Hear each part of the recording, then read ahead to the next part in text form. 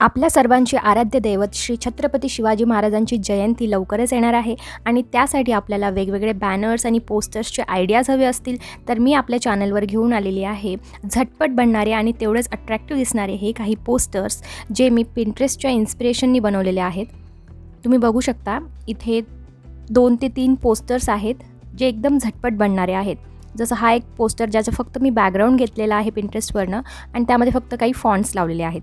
त्यानंतर हा एक आहे, यामध्ये देखील हा एक एलिमेंट घेतलेला आहे शॅडोचा आणि ही टेक्स्ट मी स्वतः लिहिलेली आहे आणि त्यामध्ये फक्त काय केलेलं आहे गोल्डन शाईन त्याला ॲड करून दिलेलं आहे, त्यामुळे ते दिसायला एकदम छान दिसतं आहे. आणि खाली एक कोट ॲड केलेला आहे, एक लाईन ॲड केलेली आहे, वरती डेट.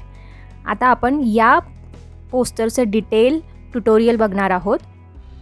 तर चला सुरुवात करूया पिंट्रेस्टपासनं. इथून आपण काय सर्च केलं होतं ते सगळं मी दाखवणार आहे. तर इथे आपण लिहायचं आहे सर्चमध्ये शिवजयंती बॅनर बॅकग्राऊंड HD. तर असं सर्च केल्यावर बघा वेगवेगळे डिझाईन्स इथे आहेत, बॅकग्राऊंडचे आहेत, वेगवेगळ्या पोस्टर्सचे डिझाईन्स आहेत. असे बॅकग्राऊंड देखील यूज केल्यावर खूप छान दिसतात, ज्यामध्ये सैनिक आहेत मागे, कुठे किल्ले दाखवलेले आहेत, कुठे फ्लॅग आहेत. तर मला ना डार्क रेड आणि ऑरेंज ग्रेडियंटचं बॅकग्राऊंड पाहिजे, तर ते मी तिथे लिहिलेलं आहे dark red orange gradient background. तर तशा पद्धतीने ते छान शेडमध्ये असलेले वेगवेगळे ग्रेडियंट्स इथे आपल्याला सापडणार आहेत. तर हा एक मी कॉपी करणार आहे. इथून राईट क्लिक केलं आणि कॉपी करून सिम्पली इथून आपण नेऊ शकतो किंवा सेव्ह करू शकतो. तर कॉपी केलं मी आणि आपण जाणार आहोत कॅनवावर. आता सुरुवातीपासून स्टार्ट करूया. जर पेज क्रिएट करायचं असेल तर कोणतं पेज घ्यायचं, क्रिएटवर आलो, सर्चमध्ये लिहायचं आहे. आता मी इंस्टाग्राम पोस्ट साईज घेणार आहे, तर ती साईज असणार आहे 1080x1080 स्क्वेअर साईज. ठीक आहे. आता इथे आलो आहे आपण आणि जी बॅकग्राऊंड मी कॉपी केलेली होती ती इथे मला पेस्ट करायची आणि त्याला करायचं सेट इमेज ॲज बॅकग्राऊंड. आता परत इथे आपण सर्च करणार आहोत शिवाजी महाराज त्यांची PNG. तर वेगवेगळे छान AI जनरेटेड इमेजेस देखील आहेत. तर मी कोणते घेतले इथून, हा AI मॉडिफाईड केलेला आहे बघा. हा एक घेतलेला आहे आणि एक महाराजांची फोटो घेतलेली आहे.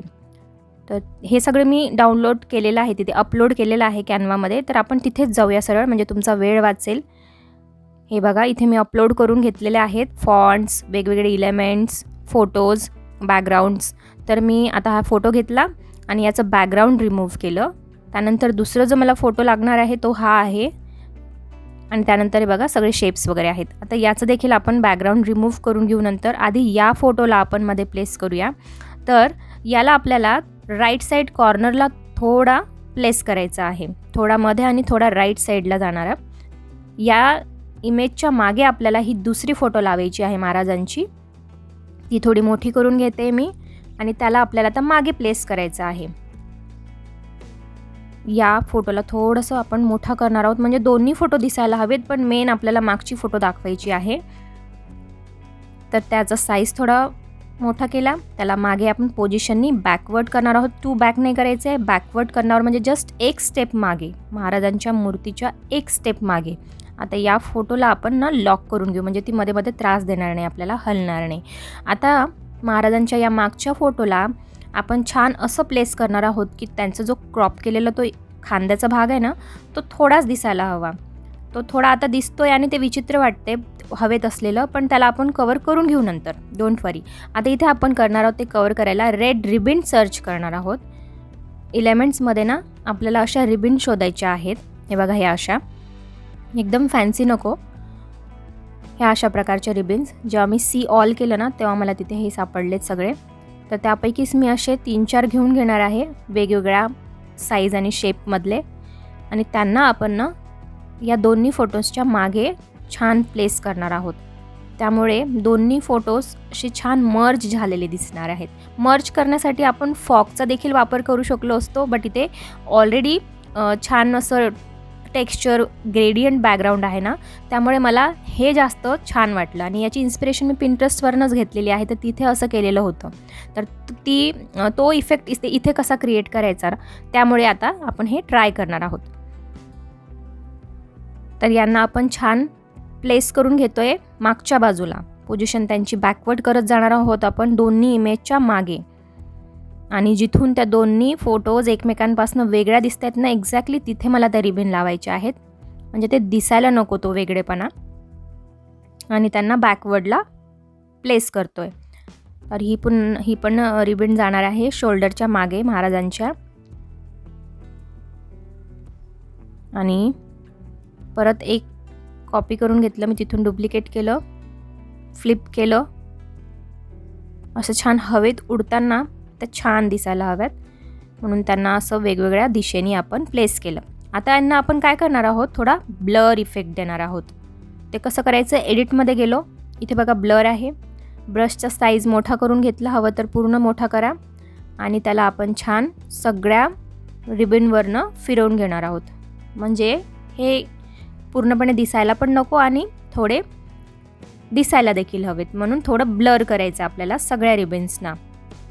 लेयर्समधनं मी त्यांना सिलेक्ट करून घेते, कारण की आपण फोटोजना लॉक केलं आहे, त्यामुळे आपण डायरेक्टली या रिबन्सना क्लिक करू शकत नाही आहोत. तर त्यामुळे आपण लेयरमध्ये जाऊन त्यांना क्लिक करून घ्यायचं. ठीक आहे, सगळे रिबन्स झालेत. आय थिंक ब्लर एक राहिलेले आहेत.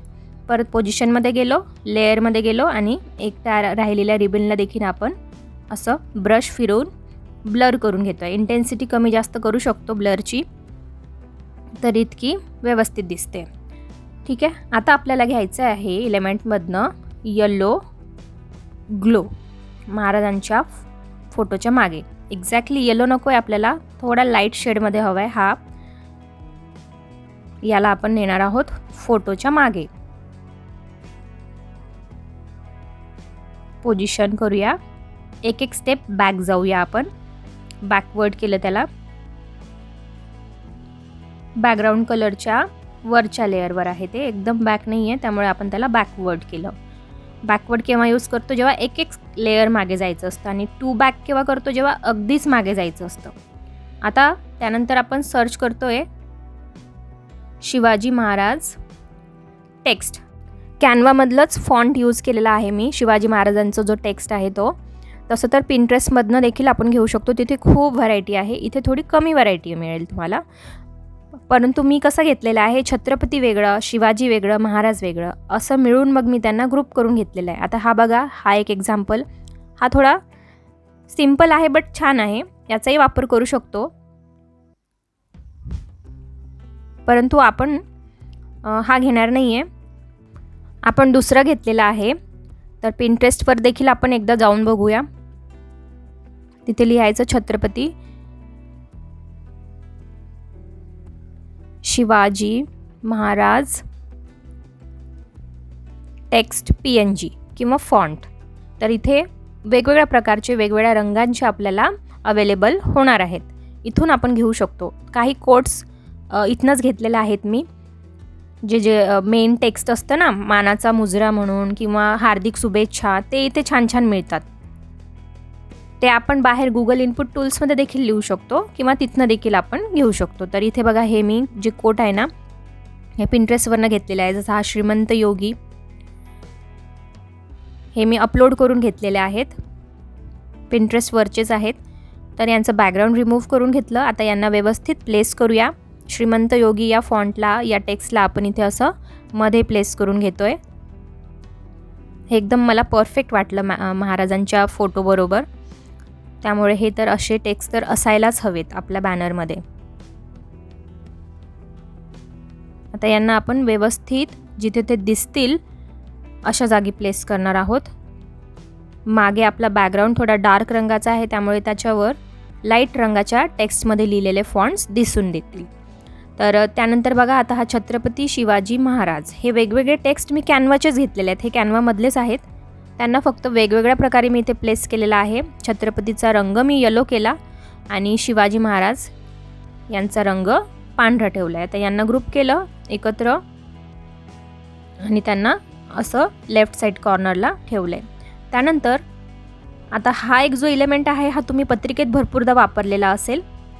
या एलिमेंटचा देखील इथे वापर केला जाऊ शकतो, त्यामुळे याला पण घेतलेलं आहे. बॅकग्राऊंड रिमूव्ह केलं, एका बाजूला लावतोय आपण आणि त्यालाच मग डुप्लिकेट करून आपण उजव्या बाजूला देखील लावून घेऊ.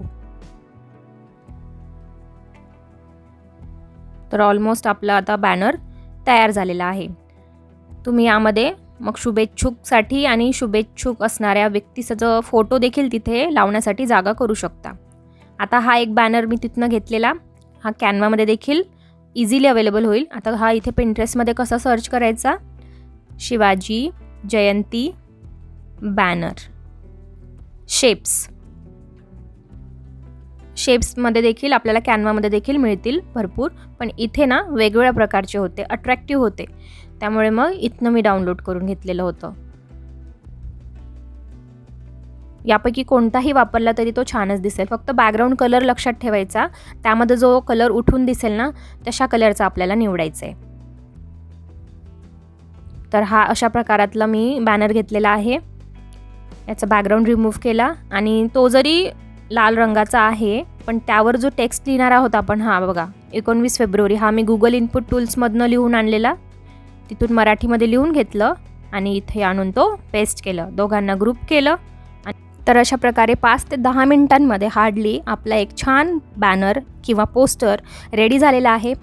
अशाच प्रकारच्या झटपट बनणाऱ्या पोस्टर्स आणि बॅनर डिझाईनसाठी आपल्या चॅनलला नक्की सबस्क्राईब करा. व्हिडिओ आवडला असेल तर लाईक करा, शेअर करा, कमेंट करा. Thanks for watching.